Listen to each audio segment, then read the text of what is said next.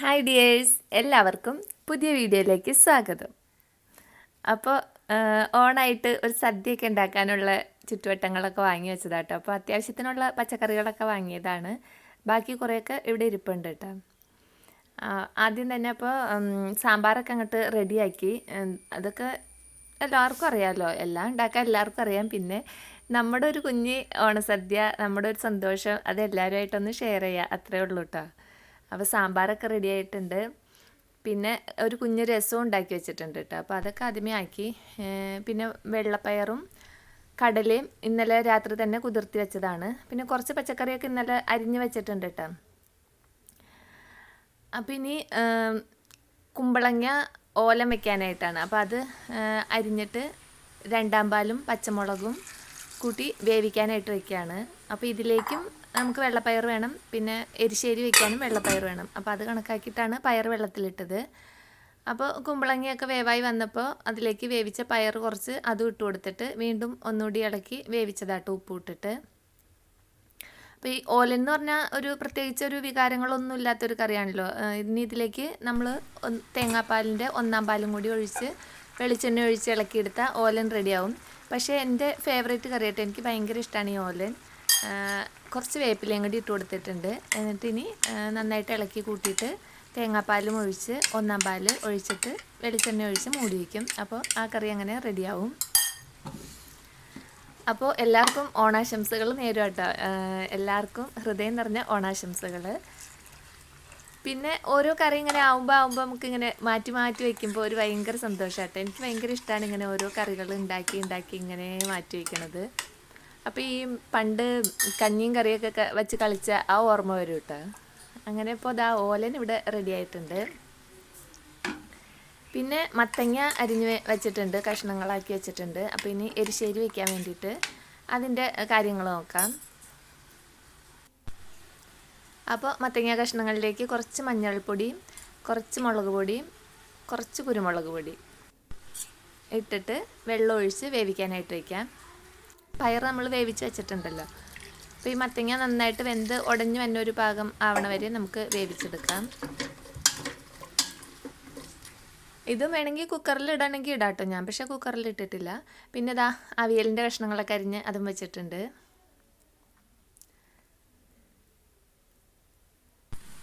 പിന്നെ അതിലേക്ക് അരപ്പാണിത്. തേങ്ങയും ജീരകവും വേപ്പിലയും പച്ചമുളകും എല്ലാം കൂട്ടിയിട്ടുള്ള അരപ്പാണ് നമ്മുടെ എരിശ്ശേരിയിലേക്ക്. അപ്പോൾ ഇതാ മത്തങ്ങയുടെ കഷ്ണങ്ങളൊക്കെ നന്നായിട്ട് വേവായി വന്നപ്പോൾ അതിലേക്ക് വേവിച്ച പയറും കൂടി ചേർത്ത് നന്നായിട്ട് മിക്സ് ചെയ്തെടുക്കുകയാണ്. ഒന്ന് ഉടച്ചും കൊടുത്താൽ നന്നായിരിക്കും.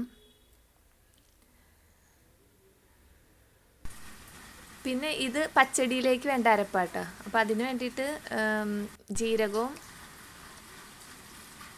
പച്ചമുളകും ഉള്ളിയും കൂടി അരച്ചെടുക്കുന്നുണ്ട്.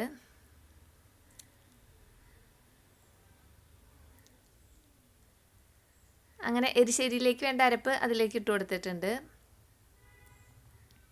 അയ്യോ, പച്ചടിയിലേക്ക് വേണ്ട അരപ്പല്ലായിരുന്നു കേട്ടോ അത്. പച്ചടിയിലേക്ക് നമ്മൾ അരയ്ക്കുമ്പോൾ കടുകും ചേർത്തിട്ടാണ് അരയ്ക്കണത്. എല്ലാത്തിൻ്റെ അരപ്പ് അങ്ങനെ അരച്ച് വയ്ക്കണോണ്ട് മാറിപ്പോണതാട്ടോ. അപ്പോൾ ഞാൻ ഓരോന്നിനും വേണ്ട അരപ്പ് ഓരോ പാത്രത്തിലേക്ക് അങ്ങനെ അരച്ച് മാറ്റി വയ്ക്കണുണ്ട്. അതുകൊണ്ടാണ് പറഞ്ഞത് മാറിപ്പോയതാണ്. പിന്നെ അതാ എരിശ്ശേരിയൊക്കെ റെഡിയായി വന്നിട്ടുണ്ട്. അതിലേക്ക് താളിച്ചൊഴിക്കാൻ വേണ്ടിയിട്ട് കടുകും വറ്റൽമുളകും കറിവേപ്പിലയും ഇട്ട് കൊടുത്തിട്ടുണ്ട്. പിന്നെ അതിലേക്ക് കുറച്ച് തേങ്ങയും കൂടി ഇട്ടിട്ട് ഒന്ന് വറുത്തിട്ട് വേണം എരിശ്ശേരിയിലേക്ക് ഇടാനായിട്ട്. അപ്പോൾ എന്തെല്ലാം കളറിലും പല പല രുചികളിലും എന്തൊക്കെ വെറൈറ്റി കറികളാണല്ലേ. ഇതൊക്കെ ആര് കണ്ടുപിടിച്ചോ എന്ന് ഓർക്കും ഞാൻ. ഭയങ്കര രസമാണിത്. എനിക്ക് ഭയങ്കര ഇഷ്ടമാണ് ഇങ്ങനെ ഓരോന്ന് കുക്ക് ചെയ്യാനായിട്ട്. പക്ഷേ ഇതിനൊക്കെ നല്ല സമയം വേണം കേട്ടോ. അതൊക്കെ അരിഞ്ഞെടുക്കാനും ഒക്കെ കുറേ സമയം വേണം. പക്ഷേ ആസ്വദിച്ച് ചെയ്യുകയാണെങ്കിൽ നല്ല രസമാണ്. ടെൻഷൻ പിടിച്ചിട്ട് ചെയ്യാൻ പറ്റിയ പണിയല്ല കേട്ടോ. പിന്നെ അതാ തോരൻ വയ്ക്കാനായിട്ട് ബീൻസ് അരിഞ്ഞെടുത്തിട്ടുണ്ട്. അപ്പോൾ അതിലേക്ക് സവാള, പച്ചമുളക്, വേപ്പില, തേങ്ങ എല്ലാം ഒതുക്കി നമ്മളതിൻ്റെ ഒന്ന് പുരട്ടി തിരുമ്മി വെച്ചേക്കാണ് വെളിച്ചെണ്ണയും കൂടി ചേർത്തിട്ട്. എന്നിട്ട് കുറച്ച് സമയം കഴിയുമ്പോൾ അത് വേവിക്കാനായിട്ട് വെച്ചിട്ടുണ്ട്. ഇനി അതിങ്ങനെ ഇടയ്ക്കിടയ്ക്ക് ഇളക്കി വേവിച്ചെടുത്ത് വേവായി വരുമ്പോൾ കുറച്ച് വെളിച്ചെണ്ണയും കൂടി ഒഴിച്ചിട്ട് ഇറക്കി വയ്ക്കാം. അപ്പോൾ ബീൻസാണ് തോരൻ. അതിൻ്റെ പണികളും അവിടെ നടന്നുകൊണ്ടിരിക്കുകയാണ്. പിന്നെ വെള്ളരിക്ക പച്ചടി വയ്ക്കാൻ വേണ്ടിയിട്ടാണ്. അത് അരിഞ്ഞു വെച്ചിട്ടുണ്ട്. ഉപ്പിട്ട് കഷ്ണങ്ങൾ നന്നായിട്ട് വെന്ത് വരട്ടെ.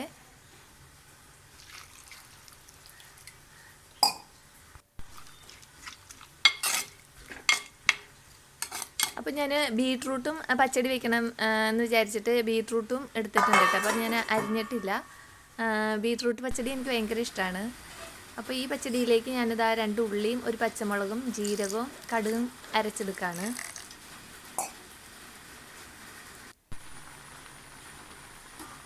അങ്ങനെ കഷ്ണങ്ങളൊക്കെ വേവായി വന്നപ്പോൾ അരപ്പതിലേക്ക് ഒഴിച്ചു കൊടുത്തിട്ടുണ്ട്.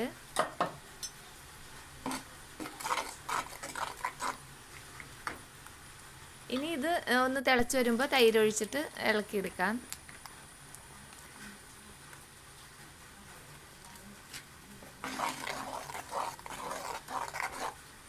അപ്പോൾ എല്ലാവരും സദ്യ ഉണ്ടാക്കലും കഴിക്കലും തിരക്കും ബഹളമൊക്കെ ആയിരിക്കുമല്ലേ.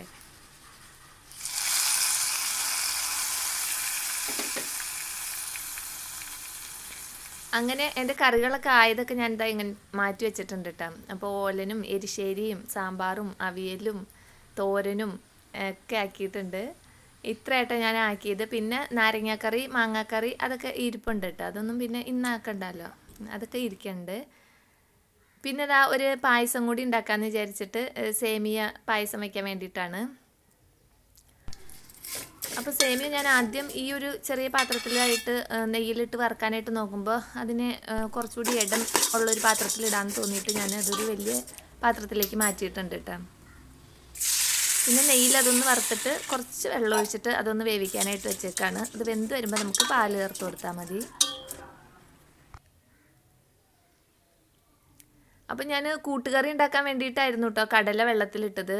പക്ഷേ എനിക്ക് സമയം കിട്ടിയിട്ടില്ല കേട്ടോ. അപ്പോൾ എല്ലാവർക്കും വിശന്ന് തുടങ്ങി കേട്ടോ. നേരെ ഒരുപാടായി. അപ്പോൾ എല്ലാവരും ചോറ് ചോദിക്കണ്ട. അപ്പം ഞാൻ കറിയായിട്ടില്ല എന്ന് പറയുമ്പോൾ അവരെന്നെ കളിയാക്കണ്ട്. ഇത്രയും കറി പോരെ, മതി, ഞങ്ങൾക്ക് ചോറ് താന്ന് പറഞ്ഞിട്ട് ബഹളാട്ടോ. അപ്പോൾ പിന്നെ ഞാനിനി കൂട്ടുകറി ഉണ്ടാക്കണില്ല.